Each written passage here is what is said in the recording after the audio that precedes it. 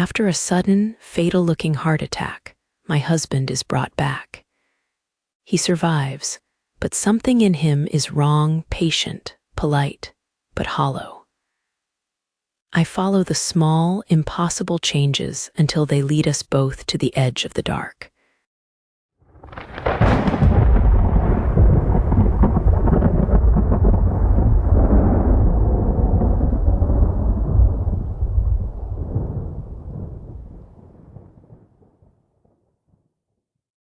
I am in the fluorescent hush of the recovery room when he opens his eyes. Machines beep low and steady, gauze banded on his chest, an oxygen mask dangling. The staff say everything went well, they got a pulse back just in time, and they are kind in that professional way that makes me trust them, because I want to. I am shaking at the foot of the bed, and I take his hand because the motion feels necessary, like a ritual that proves he is still my husband. His lids lift, and he stares at the ceiling. The quiet that comes from recognizing someone falls away. He doesn't find my face. He doesn't say my name. His eyes are open, pupils too still. They are not empty as in sleep. They are full of something that has nothing to do with the man I lived with. A nurse says softly, "He's disoriented. It's common after resuscitation." I nod because I want the ordinary answer. I say his name again, testing it like a key. No response. I ask if he recognizes me and wait. The only movement is a tiny, unnatural twitch in his hand when I squeeze. It happens like a reflex, like a wire pulled inside him. I keep talking, because if I keep a steady voice, maybe he will find me. He remains still as I list trivial things. Coffee, the old blue chair, the holiday lights he hates. When my fingers settle along the inside of his wrist, the twitch returns, sharper, quick, and wrong. The doctor repeats, "He'll come around." The words feel brittle, and I want to believe them. I keep holding his hand. We bring him home 2 days later. The living room smells like antiseptic and the takeout we ordered because I cannot face a proper meal. I set the TV to the old channel he likes, the sports game he always watches on weekends, thinking the noise will pull him back. He sits on the couch like a sculpture carved from wrong wood. Limbs arranged the way they used to be, face blank, eyes fixed past the screen. Neighbors drop by with casseroles and cards. They stand awkwardly in our doorway and try to make jokes to cut the silence. "We thought we'd see how he's doing," one says, polite. He watches them as if he is an audience to something not in the room and does not smile. When they say his name, he blinks once, slow, like a camera refocusing, then looks away. I place a plate of food on the coffee table. He does not reach for it. At one point, he hums under his breath a shape of sound that does not resolve into any tune I know. The hum is the first thing he does that frightens me because I recognize it as motion that means nothing. Mrs. Patel asks, "Do you remember the barbecue last year?" He turns his head a fraction and his lips move. I lean in. He mutters something I cannot parse, not a word I have ever heard him say. The room fills with people watching something wrong. That night, the house moves like an animal shifting, and I wake to the sound. Our bedroom is lit only by a weak streetlight through the blinds. I swing my legs out of bed, the mattress sighs. On the opposite wall, a shadow moves that should not be there. It slides along drywall where there is nothing to cast it. I freeze, every small noise amplified. The shadow takes the shape of a hand or of someone leaning and then flattens into a blot, resisting detail. I turn to him instinctively. He lies on his back, eyes open, looking up at the ceiling as if the room were a different place. His face is still, his mouth breathes quietly, but he does not blink. I reach for the bedside lamp, and the switch sticks under my finger. The bulb hums and flares, the shadow retreats in a pulse, and then reappears in the same place, like a figure stepping behind invisible glass. I say his name and put my hand on his shoulder. His skin is cool, and I check my mind for rational reasons. My chest tightens with a new fear, not that he will die, but that whatever is in him moves when he is still.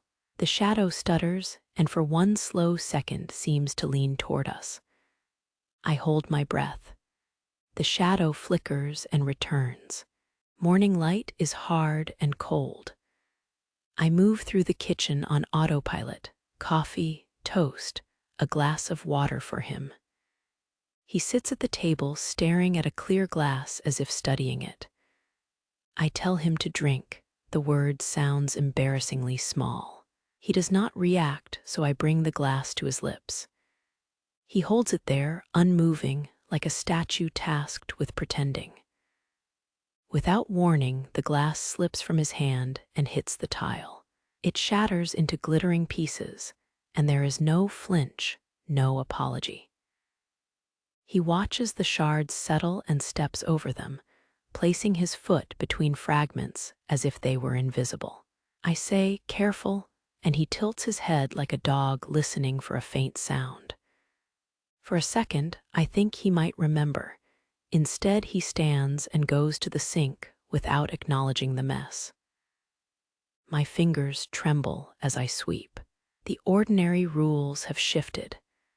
The glass that belonged to our morning rhythm becomes an indictment of distance. He crosses the kitchen and does not look down once. He steps over the shards without looking. I insist on walking to the park because motion feels safer than staying in the house full of wrongness. He follows without purpose, trailing me like driftwood. The path is familiar, the maple by the pond, the bench with a missing slat, but he drifts from the root toward a narrow copse of older trees we always avoided. He stops before a single thick-trunked tree I barely noticed and puts his hand flat against the bark. I watch the lines of his fingers press into the rough skin as he closes his eyes. My mouth forms a question and I fail to speak it. He is not listening to me. He is listening to something I cannot hear. A woman walking her dog crosses the grass and keeps her distance, as if she senses the wrongness too. "Are you all right?" I call. He does not answer. He leans his forehead to the tree and inhales with a sound that is not human in its fullness. The bark seems to accept him. A soft rustle moves through the leaves, though the air is still, like trees exhaling. My skin prickles. I take a step toward him and the rustle pauses, as if breath were held. The leaves whisper, though there is no wind. That night, I go to the bathroom to wash my face and steady myself. The mirror shows a person I barely recognize, wide-eyed, tired, with my husband's hospital shadow beneath it. I turn the tap, and for one long, impossible second dark water pours out, black as if stained with ink, then clears to normal. I jump back, palms stinging on the porcelain. It is only water, I tell myself. Pipes can carry sediment. I list the medical explanations like a rosary, reciting them to keep from being hysterical. I rinse my hands, and the basin holds a thin black film that peels away when I wipe it with my sleeve. The tap drips in slow, steady counts, and the rhythm begins to sound like someone tapping a message. From the other room, a hummed tune drifts, not something he would sing. A sliding scale that scrapes like a fingernail on glass. I freeze with the wet cloth in my hand, listening to the sound that does not belong to my husband. The tap ticks and then trickles into silence, leaving a dark stain that will not be there in the morning. I do not sleep.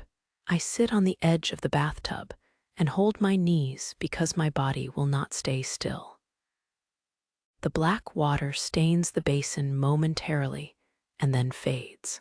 Dinner becomes a ritual I perform to prove the world still follows rules. I set 2 plates, carve a familiar chicken, put mashed potatoes where he likes them. He sits at the table, picks up his fork, and begins to eat. He chews so slowly I count each motion, 1, 2, 3. And it is wrong because eating used to be an impulsive pleasure for him. When he reaches for his glass, his hand trembles in a new way, precise and measured like someone learning mechanics. Mid-bite, his fork slips from his fingers and hits the plate. The sound is loud in the small dining room, and the dog lifts his head. "Are you all right?" I ask. He looks at me, and there is thought behind his face, but it is not attachment. He seems to be cataloging me like a thing to be studied. The silence stretches. He opens his mouth and says nothing. I reach out, and his gaze locks on mine, unblinking, for a beat that feels longer than an hour.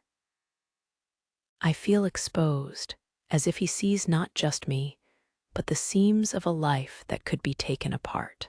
I swallow and keep my hand on the table. We go to the grocery because buying food is the only chore that makes time feel solid. He walks the aisles with no list, and I watch him drift toward a shadowed end cap where old things gather. Dented cans, boxes with frayed corners. He stops and leans into the corner like he is trying to warm himself against a memory. I call his name, and his head snaps toward me, then away. A child nearby points. An older man frowns. The manager approaches with a practiced smile and a hand on my husband's shoulder. "Everything okay?" he asks in that public voice that assumes a simple answer. My husband flinches like someone shocked. He takes a step back and says a syllable that sounds like my name but is wrong. He presses his palm to the shelf, and something in the corner seems to breathe, a dry rustle answering him. I step closer, feeling ridiculous and terrified at once. The manager's hand is a touch of normality, but it does nothing. People sense it too. They do not want to be near what he has become. I hold his sleeve and try to keep him with me. Back home, I move through the hallway, and the light above begins to stutter. It cracks in a rhythm that matches the beat in my chest. I reach the landing, and the bulb emits a high, hot whisper. I put my hand up to the filament, hoping that touching proves reality. Instead, the glass flares and bursts in the smell of hot wire. Shards sizzle on the floor, and the hallway drops into sudden shadow. He stands in the darker end, just beyond where the light dies, an anchor in a place that already feels colder. I step toward him, and the air seems to thicken.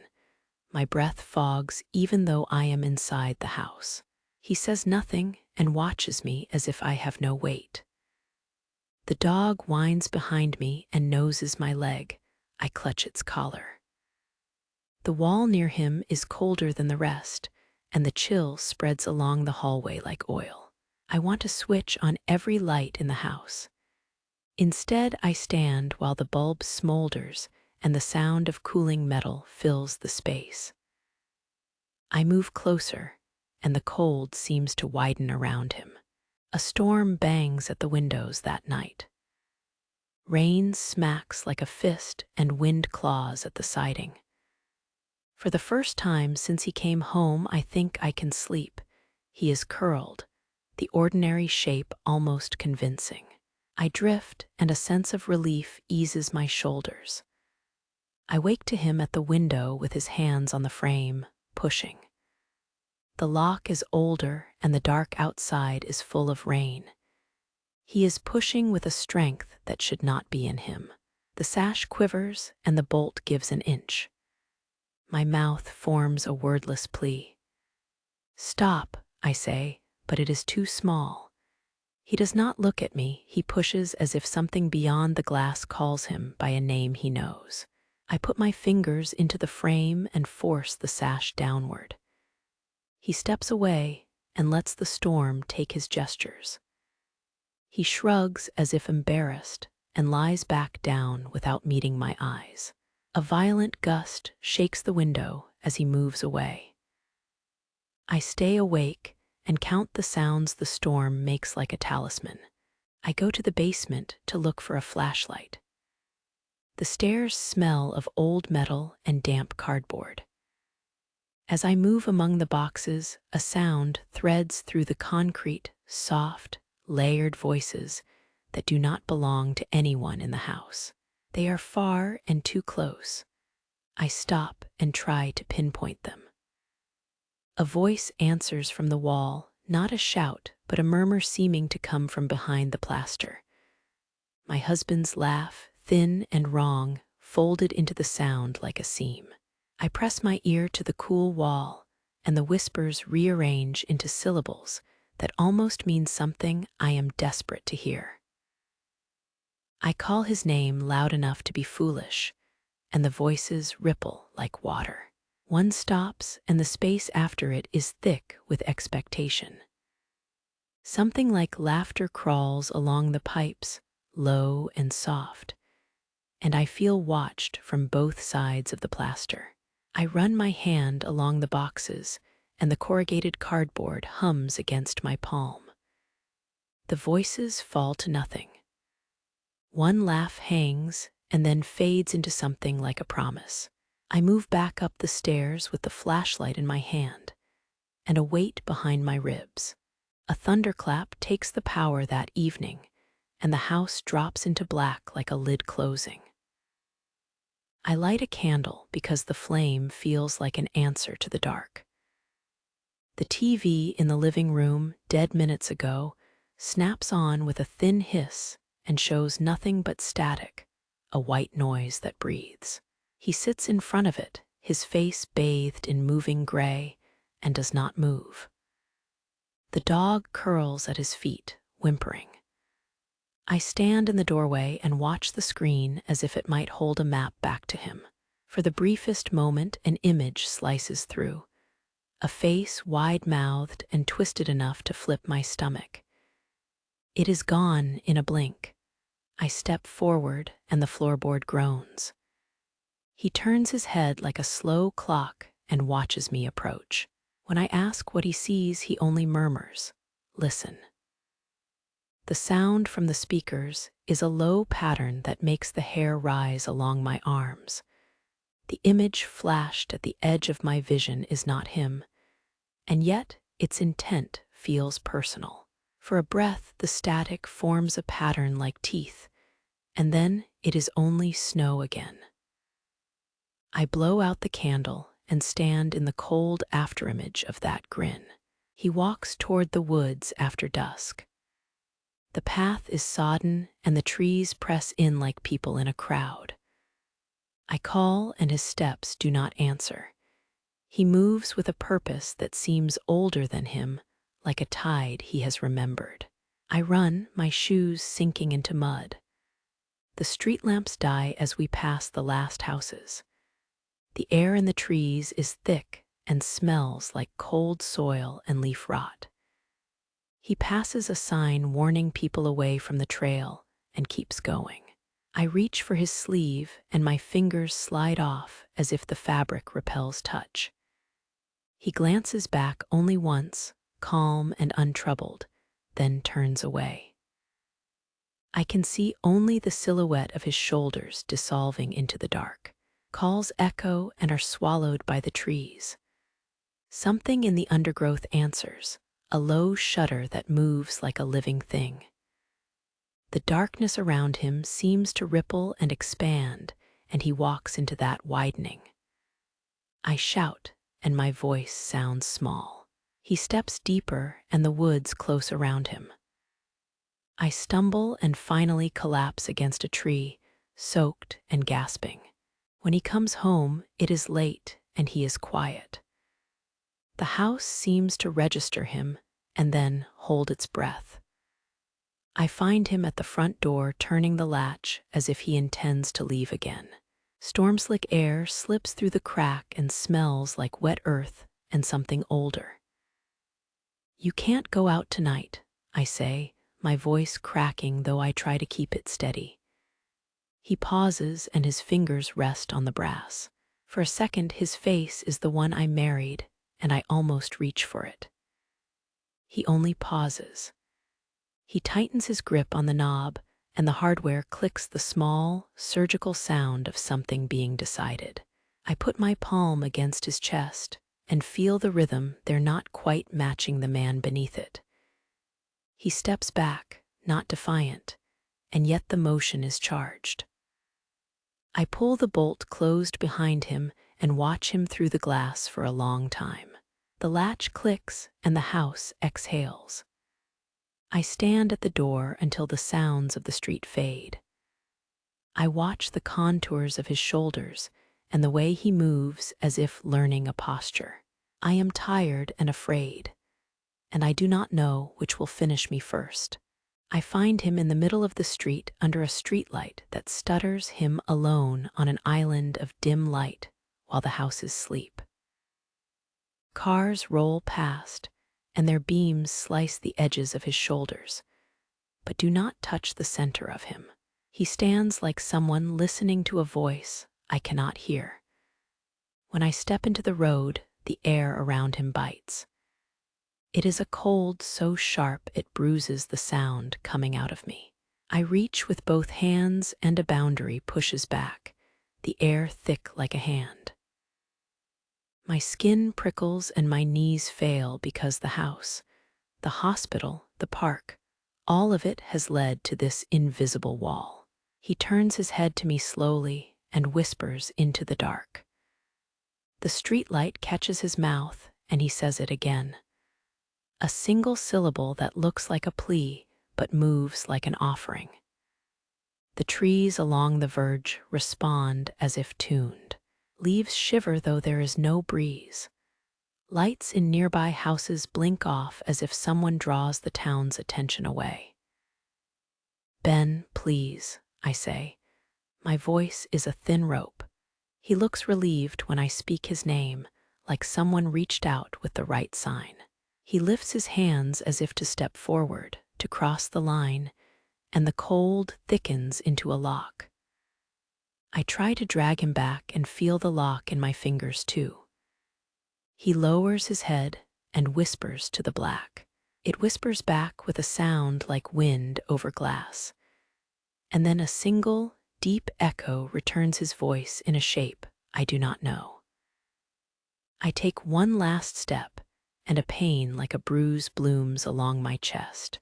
The cold becomes a pressure on my ribs, and something presses in my throat. I realize then that whatever this thing is, it does not want me to cross. He turns away from me and faces the unseen. He whispers again, and the dark answers. I watched and I did nothing. I failed him.